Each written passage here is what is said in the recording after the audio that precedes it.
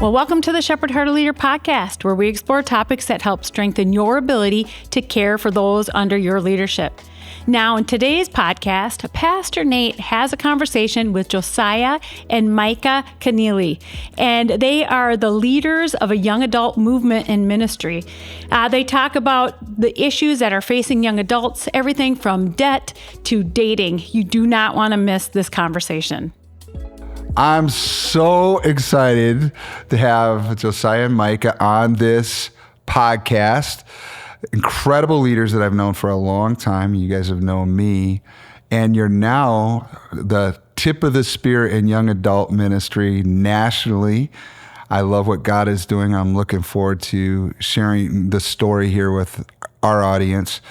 So hello, welcome to the podcast. Well, thank you so much for having us. We're happy to be here. It's an honor. I'm a viewer of the Shepherd Hearted Leader podcast. So fun to first time guest, but long time viewer. I'm super honored because you guys are the veterans in the podcast world that we're learning from. So super great. We'll talk a little bit about that in a few moments. Give us the audience a snapshot of who you are, the ministry that you lead, and what you're all about. Man, all about Psalm 145, verse 4. And it says, one generation is to tell the next of the marvelous deeds of God. And I know for you and in my life and in Micah's life, God's done amazing things. And we want the next generation to know the goodness of God in the land of the living. And that's our why. And for us, my journey was Cedar Valley Church, didn't have a young adult ministry, and Pastor Jerry asked me to start one, and we started in a prayer room, and that was an honor to see a lot of the people I went to high school with invite themselves to church, get radically saved, and man, we saw a mini revival and just have seen God show up in impossible ways. And it was on a college campus called Normandale for a while, and now we lead Young Adults Today, which is a nonprofit that helps really reach young adults for Christ, but then train leaders to do the same. And both of you have a call. This is what's really cool, and I'm glad I have both of you on this podcast because it's a team. And complementary gifts, doing this together as a married couple. You also have kids? We have two daughters, Aurora and Avalon. They are 3 and 4 now already. Wow. So life's going fast. It goes really fast. And you've stayed in it. And you stayed in the ministry, and you stayed in family life, and you found a way to make it all work out. Let's talk a little bit about how you resource young adult ministry. And is there a need? Why do you need to do this? Oh my gosh. Well, the amazing thing is that we were both called into young adult ministry in our single days. And then we met each other. We're like, this just makes sense of what God's laid on our hearts as individuals and as a married couple. And this is like our family's life journey that we're on. It's just like we want to live and leave a legacy bigger than ourselves. So when it comes to the 18 to 30-year-old and the leaders of the 18 to 30-year-old, whether they're pastors, volunteers, lay leaders, whatever their involvement is with the young adult ministry, they're saying 3 things. We need resources, we need rallying points, and we want relationship with each other. So when the young adult ministry leaders are saying that, and the 18 to 30-year-olds are saying that, it's like, what an amazing opportunity that we have to bring some of that. So the resources are 2 different podcasts we have, which is the FYI podcast, which is for young individuals, where they pose questions that maybe the church isn't necessarily leaning into. And we just help unpack that, lead them towards Christ, and share some of our experience. And then the Young Adults Today podcast is for the ministry leader, where we interview thought leaders, theologians, pastors throughout the nation and the world that are working with young adults that are in the thick of it. And then we just write some books. We do some collaborative endeavors with some people around the nation. And it's just been awesome to see what young adults is doing to the hearts of the church. And so those are some of the things that we've been able to do aside from camps and retreats and conferences for those individuals as well. So you're seeing the need in the church by both the leaders and the young adults in churches. For sure. You're providing the resources that they need. So the need leads the way in some ways, and you're adding on to your arsenal or your storefront that you're offering to different people. Talk about a little bit about the specific resources and the needs that they're meeting. So it could be the books, it could be the podcast, but what are some stories on that end of things? I think if you talk to a young adult, their favorite topic is relationships, and that's Micah's favorite topic. Why are you passionate about that? Oh man, I think it's because I didn't have anybody speaking into my life in my early 20s of being like, what in the world are you doing? Nobody would call me out and up. And I think when it comes to relationships, they're not going anywhere. Young adults, they're not going anywhere. So if you can call out greatness in their singleness to prepare to become the best version of themselves, whether they remain single or they do get married, relationships aren't going anywhere.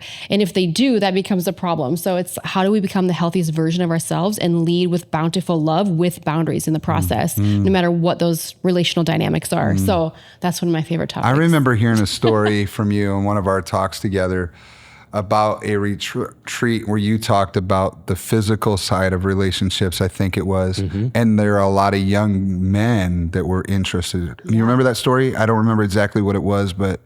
Probably. Well, we've done a lot of different things, but it's like when you're in front of a group and 2,000 to 3,000 young adults want to talk about love, sex, dating, waiting, relationships, like why is it, what does it mean and why is it important? Yeah. God laid something on my heart in my singleness, which was a godly man will lead you to the foot of the cross, not the foot of the bed. So I feel like God has given me a voice to speak into the women's lives that I've been able to mentor of like, if you're looking for a good and godly man, he's going to lead you in the right way. Yeah. And I think it's a calling out and up for men to be like, dude, where's your heart? Like, what do you need to work through in your singleness? Because if you're having any form of secret sin or addiction, bring that to the surface, get the help that you need so you can become the man of God that he's created you to be. And when they're lined up out the door 3 hours after we're done teaching and preaching that they want to be prayed for, share their story. And the last girl leans over and she's like, all I want to do is say thank you. I'm like, it's been 3 hours. Wow. And all you want to say was thank you. Wow. You could have found me tomorrow, but they just want to talk about it and they want to know somebody cares. They haven't had the space to talk about that anywhere else? Is that what you're seeing? Well, even when FYI Podcast launched,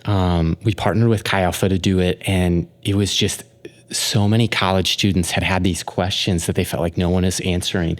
And I remember a girl from North Dakota reached out and said, what does a healthy Christian relationship look like? And so we looked at God's word for a healthy New Testament Christian relationship. And what is God's, because dating isn't in the Bible.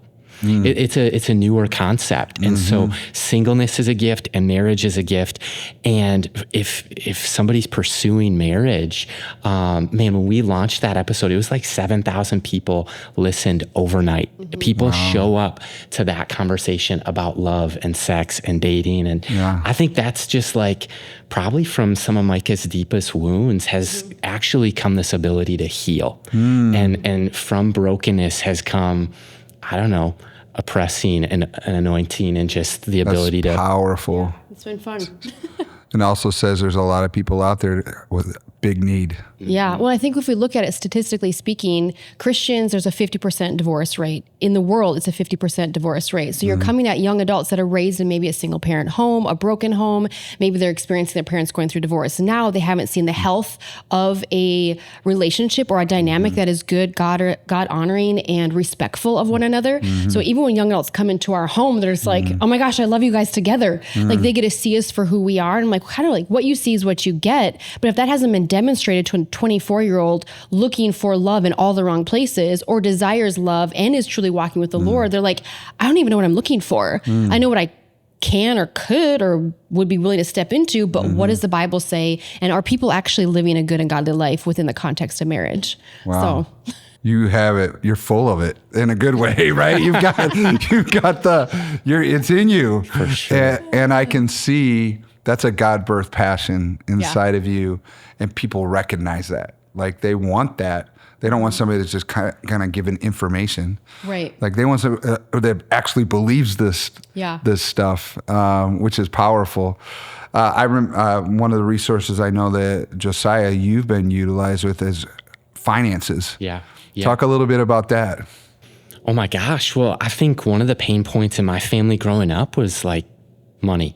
Money was tight sometimes. And my sister was a senior in high school. I was a freshman in high school.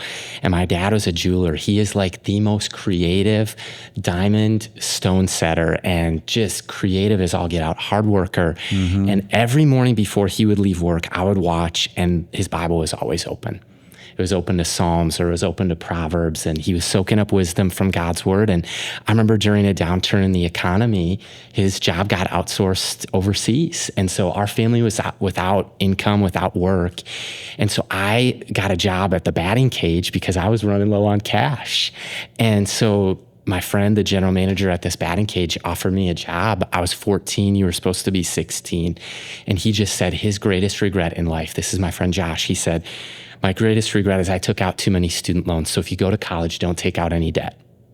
When he told me that, I just listened.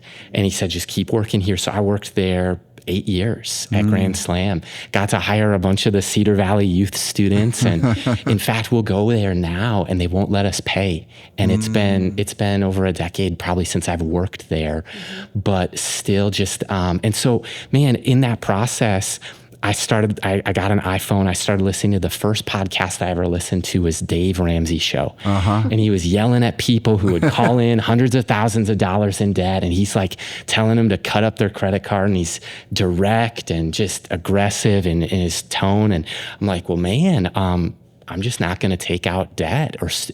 And then, man, fast forward to the call to ministry, it was like God allowed me to step into my first role in ministry without a paycheck because I had a different job and I didn't have any debt. Even when we felt called by God for a season to be Chi Alpha missionaries, there wasn't the chains of debt holding us back. So we could kind of respond to anything. And I remember the couch in the office as a young adult pastor. It was like one of the most trending conversations then was, I'm $300,000 worth in debt. Wow. Or I remember one leader, Justin Arnold, he's like, hey, I want to have a small group of Financial Peace University. Can I lead it? I'm like, of course. 17 young adults show up, and in those 9 weeks or 10 weeks, they pay off $600,000 worth of debt. But I go to our next meeting, and there's 200 young adults there, and I'm like, this room represents $15 million in non-mortgage debt. Wow. If we just take the average. Yeah. And so I was just like, man, when I did grad school, they're like, you need to do a project. So I was like, well, I don't want a book to sit on a shelf. I want to help people. Yeah. So I wrote a book called Debtless. It's 10 steps to helping students graduate with little to no debt. So, I mean, that's just the passion project. But if there's a pain point in people's lives, I think something I would say when I met you, Pastor Nate, I remember probably 2011, you were teaching a youth homiletics class. I'm at North Central, discovering a call to ministry. We spent some time one-on-one together. You asked me what the God dream is, what the God burden, and God had just given me a vision. Yeah. And I feel like in our story and friendship and you being a trusted advisor and mentor, there's been times when I've sat with you and a 30-minute conversation has saved me like 3 years of heartache or heartbreak. And I think that's the posture, whether it's like relationships, whether it's finances. Like, it's been said that smart people learn from their own mistake and don't make it twice, but wise people will learn from the mistakes and the wisdom of others.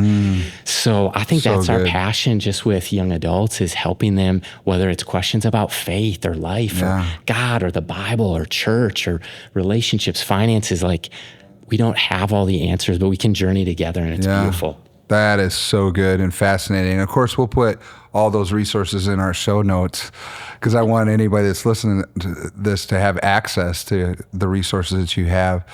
But I was just thinking about the authority or the credibility that you have in these audiences that you're speaking. So if, Micah, you're sharing about the relational side of things, your story is your credibility, right?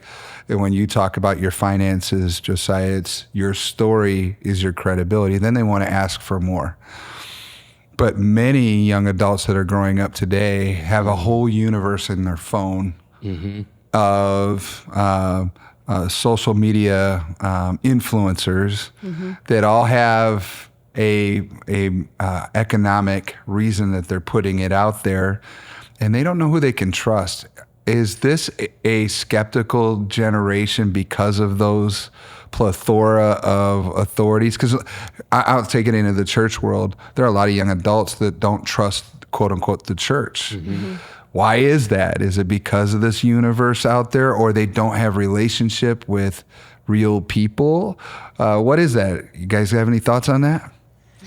When you pair isolation with deception, that's where we're at today. Probably the two greatest challenges facing young adults and humanity today in 2024 is isolation and deception. When you have, on average, the Wall Street Journal said this Sunday, they said that the average young man is spending 6.6 hours a day by himself. And this is why they're falling by every metric, by every pattern. They're living at home longer, they're struggling economically, and they're living in isolation. And then deception is this idea that you can decide what is truth.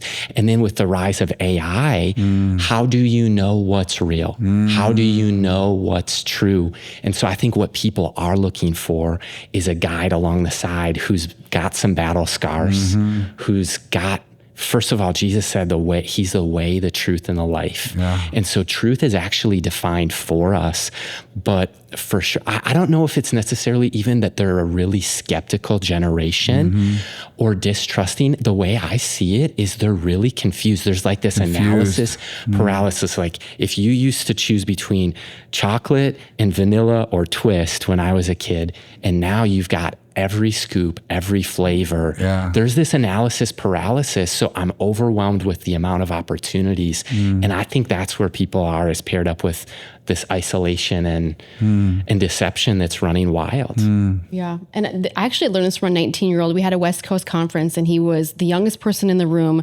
He has a pastor as a father and he's just soaking up. He's just a sponge. And I'm like, he is sharp. And he had said this and I'm like, this will always stick with me because it was so powerful. And he's like, I just wanted you guys to know, like my generation and what my parents asked me is this, and I think this is the heart of the generation right now, is that the question that his parents posed to him is, do you want the beautiful lie or the painful truth? And I think this generation is sick of the cotton candy answers, just because I said so, blah, blah, blah. I think what they're really wanting is, I want raw truth. I want authenticity. I want to know that I can trust in you and trust the fact that you are consistent or you are who you say you are. And I think that's where does your creed as a leader or the pastor or the church, does your creed match your deed? Are you the same person on stage or the same person in the line at the grocery store, at the bank? Because if there's not this parallel, version of you in both places, and they see you acting one place, you're this person and you're a chameleon Christian or a chameleon churchgoer, why would you not be skeptical? Why would you not be like, well, why would I want to be a Christian if I can be anything? You're just the same as me. So I think when we can align them back to truth and just be an example for them, even when it doesn't make sense, I think you decrease their fear of whatever that is and increase their curiosity of who you are and who Christ is in you. And if he did that for you, like, what can he do for me? That's good. So I learned that in business. If you could decrease their fear and increase their curiosity, I've taken it into ministry. And I'm like, that just like levels the playing field, like at the foot of the cross. Like we're all in the same field. Yeah. And to understand that each generation has its things, but we're all a beautiful mess in God's eyes, right? Yeah. And we're all in the same team. I think we need to just eliminate the different colored jerseys to say, let's get off the bench and start getting in the game as a generation. And if you want me to be a coach from the sideline, a coach is still in the game, right? They're not a bystander. So I think they're truly asking for a guide from the side. Yeah. So that's so good. And I think of you bridged us into a nice segue into the relationship with the existing church, not just the pastor, but the people that are in the church that have this story, people of multiple generations. I'm part of a different generation than you're a part of, but I have stories and I have an ear. And I hope to share it. Jody and I have raised 4 sons. We'd love to share some of our stories about raising kids with people that are just starting to raise their kids, but we require an invitation. And it seems to me that generations are separated in the church, and there aren't a lot of invitations. Yeah. And how can we get to that spot where the wisdom is passing, not just from the pastor to the people on a sermon, but in relational, the raw, real conversations? My word, we sat with college students this afternoon and said, what is your generation looking for when it comes to a faith community? The number one answer across the board, unanimous, mentors. So college students and young adults are looking for mentors. And what we're seeing is Barna just said that 2/3 of Gen Z does not have a caring adult in their life. No neighbor, no coach, no pastor, no friend, a parent. And so 2/3, the overwhelming majority of Gen Z doesn't have a caring adult in their life. I look at the needle that's been moved, and it's just difficult to exaggerate the caring adult being present, the listening ear that you talked about, the stories, some wisdom, some scars, some experience.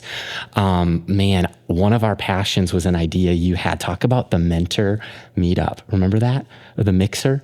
Oh my gosh. So we did this mentor mixer when we were on staff, and we did it back in North Dakota after coming back from a mission trip in Alaska. And the elders of the church and the older people, 55 plus, are like, we want to know what happened on this trip, or we want to like get connected with them.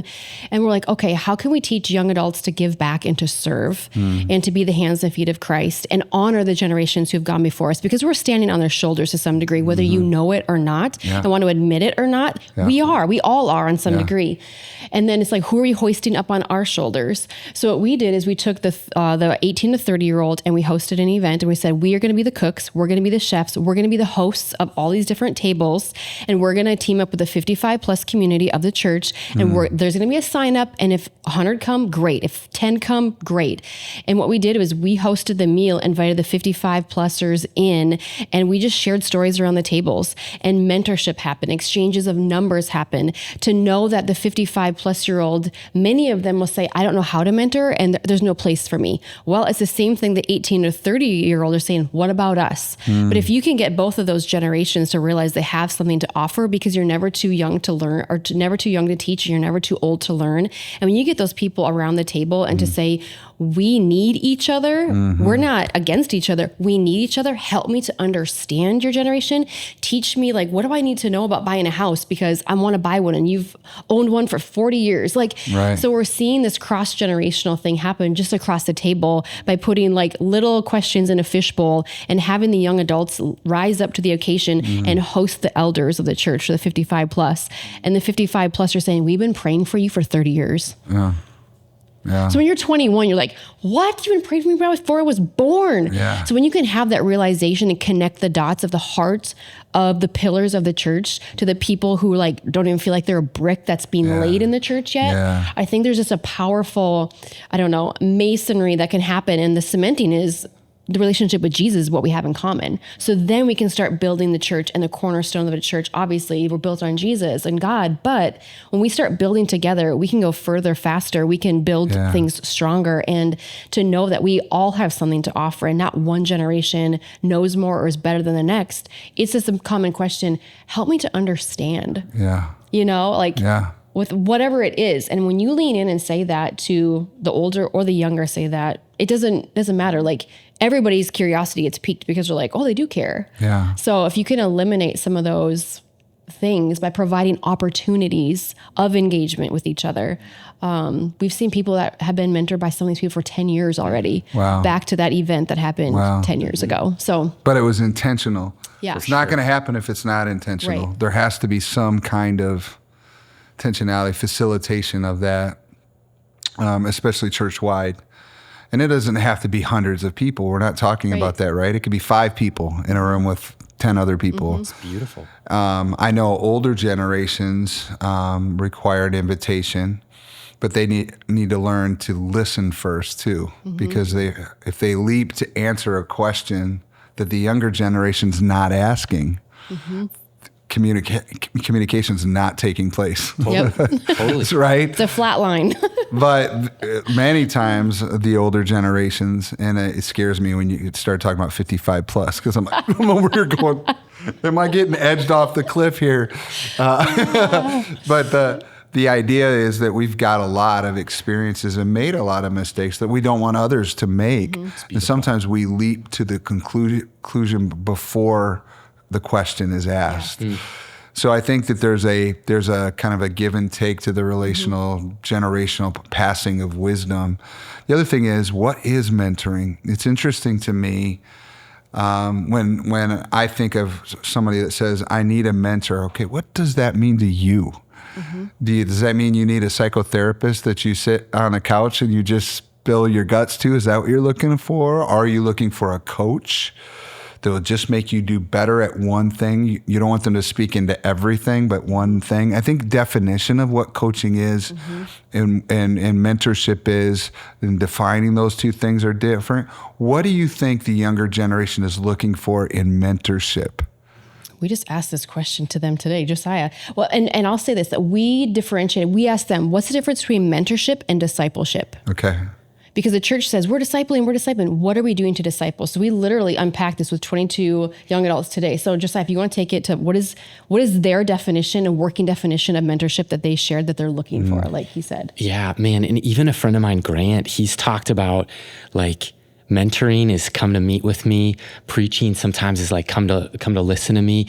And then discipleship, Jesus said like, come and follow me. And so I think that really young adults are looking for all three of those things. The tricky thing is no one person outside of Jesus is going to fulfill all of your relational needs or your spiritual needs. Jesus will do that.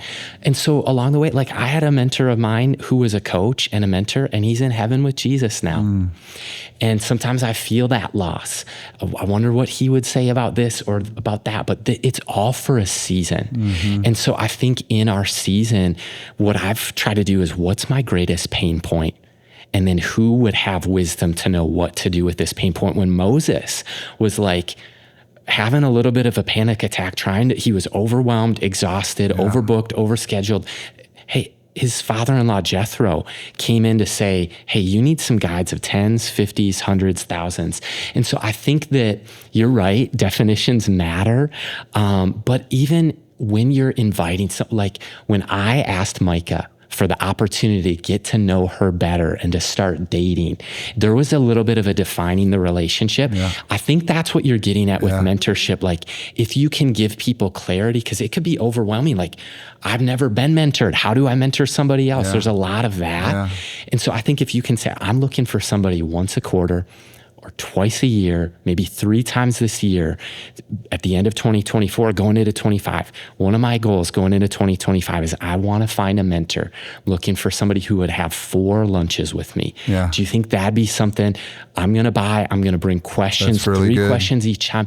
And then maybe it was a great fit for that season. Maybe it continues, but recognizing that to make your request clear, and because otherwise people are like, well, do you want me to just tell you stories? Do you want me to ask questions? I do agree that clarity is kindness in that regard. Yeah. And I think it hopefully does lead to discipleship. Hopefully it does lead to becoming more like Jesus. And it's not always lifetime. This idea that a mentor has to be a lifetime mentor, that's not always true. It's pretty rare, actually. And I can tell you, even when I've worked with young adults over the years, because a lot of my ministry was young adult college students and the like, is that I'm only there for a significant slice of their life. So, because then they move on, they get married, and then they don't need me anymore, or they move out of state, or they go somewhere else. And that doesn't mean that I'm not still available to offer my advice, but we don't have as many times together. So I do agree, like in my chair, if I'm an older generation person, that's kindness for me. What are you really asking for? Right? So a young adult, that's helpful. What would be helpful on the other side of the equation from a young adult to know clarity-wise, you think? One thing I always do, anytime I've ever mentored anybody younger than me, I always start with 2 things, just to make things clear. I am not God, and I'm not the Holy Spirit. And what you're doing is you're asking me to speak into this portion of your life. Let's say I want to become a better prayer warrior. Okay. In order to pray, like you're going to have to pray out loud. You're going to have a conversation with God every single day, invite him into your calendar and teaching them those practical things. But I say, why do I say that I'm not God? It takes the pressure off of me because I'm like, any pedestal you've put me on, I want to be off of it. Like, I have a relationship with God. I can point you to him. And 2, I'm not the Holy Spirit, but I do feel like the Holy Spirit can speak things to me supernaturally that maybe I don't know about you, but you're giving me permission to speak into this area.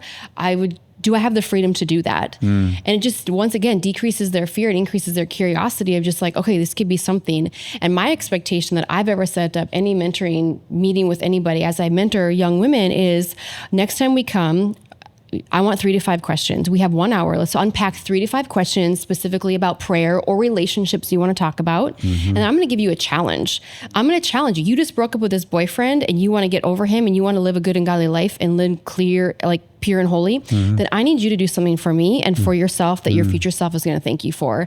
An example, I'd be like, you need Covenant Eyes on your phone. If this is a temptation, spend the $15 a month. That's 2 trips to Starbucks and get some protection on your phone so you are not tempted in this way. And then any gift that this guy that you just broke up with ever gave you to cut those ties that you have of memories or emotional attachment or whatever it is, get rid of every object, every text, delete or block that phone number. That's my challenge to you. Do you think you can do it? And sometimes they come back and they're like, I got rid of the necklace that I was been holding on to for 4 years. I feel freedom. I feel like God convicted me. When I left, I was like, Micah is crazy. But then I prayed about it and God said, you do need to get rid of this because this is a form of attachment that is not going to benefit you or your future spouse someday. So as I mentor, I just level the playing field. I'm not God, I'm not the Holy Spirit, but I'm here to come alongside you. And you're asking me to speak in this one area and I can help you do that. So put a sunrise, a sunset for the next 6 months. We're going to meet every other week for 1 hour. Come with your questions. I'm going to leave you with a challenge. And I always leave them wanting more of what God might have for them by saying, hey, here's your challenge. I can't wait to hear what happens in the next 14 days, and then if I don't hear from them, I'm like, okay, they're really not doing that well. So checking in with them and then saying, what expectations do you have for me? Because you're giving me permission. Yeah. What does that mean to you? Yeah. So I think when you put up some bumpers, some parameters, and some expectations, they will not waste your time. You will not waste yours. And you're in prayer for them in the process. So I'm praying for the 6 girls that I'm mentoring now every day. I'm saying, hey, praying for you today. How you doing? That's good. So when they have those check-ins, even the people that we met with today, they said, I want a mentor that's wiser than me, that has more life experience, that actually cares and checks in and says, hey, how are you actually doing today? Praying for you. And they're coming alongside in that way. So I love that, man. Yeah. One of the thoughts that I had, just piggybacking off of what you just said, is those expectations, boundaries are a part of this, right? Because I've mentored many people over the years, I don't have as much time because there's a stack of mentoring opportunities or appointments back to back to back to back. So I need to declare when I can talk and how I can talk. So it's not any time because I have a family and I have other things. I have times, and unless it's an emergency. And then if the agenda is coming from the mentee and they come in and I'm answering questions, if I give them an assignment, that proves that it's worth my time if they do something when they come back. And that was my takeaway from what you said. So don't be afraid to give an assignment, right? Not just hear and not just give advice, but do something with that advice. If I feel like I'm only giving advice, but you're never doing anything with it, then it's a waste of my time, right? Yep. So there is that kind of give and take to it. Counselors do this, professional counselors. They give you 100% attention when you're in with them, but they always have that moment when they go, well, it looks like our time is up. And it's like the cue, like, okay, this is the end of our time together. It doesn't mean you're not important, but that person has boundaries. And I think if we learn to respect each other's boundaries, then there's a desire to do it again. But if you run over the boundaries, the next time they want to make an appointment, you're like, ooh, do I want to do that?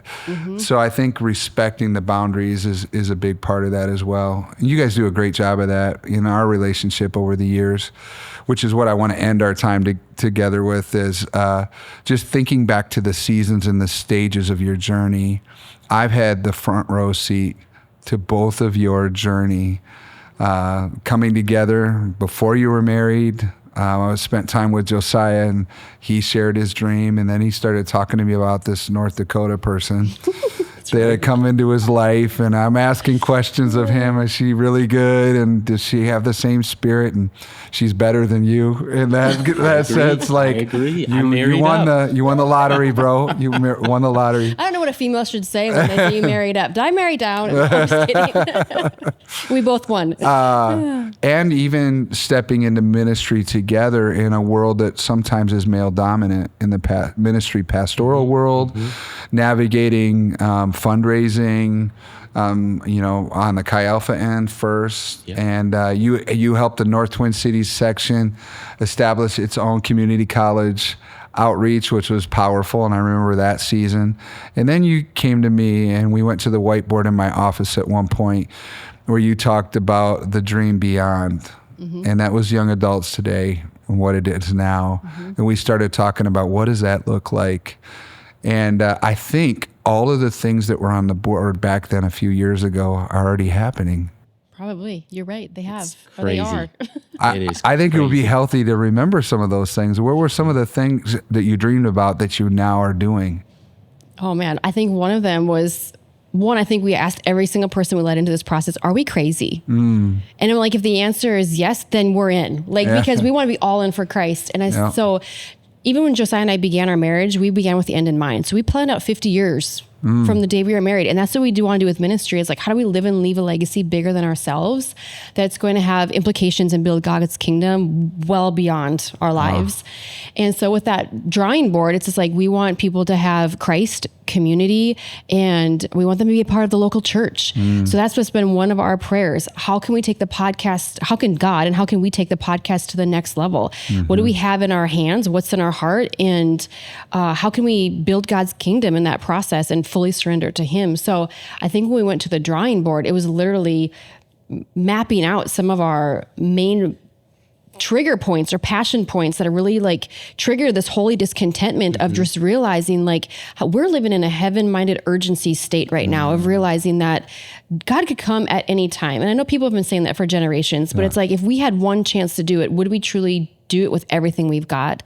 So I think when we go to the whiteboard, some of those things are the podcasts, they're the books, they're building a team, it's a board, it's fundraising, it's getting God's name out there, and we just want to be the hands and feet. So I think conferences were on there. Yes. So You've now done that. Oh my gosh, it's wild to watch, like, from dream to reality, that God has done more than we expected, sooner than we expected.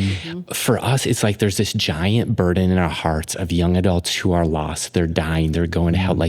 And we have the hope of Jesus. He took me from a anxious, tension, headaches. He healed them. He gave me joy. He changed my life. That's what we want to pass on to the next generation. And a weekend.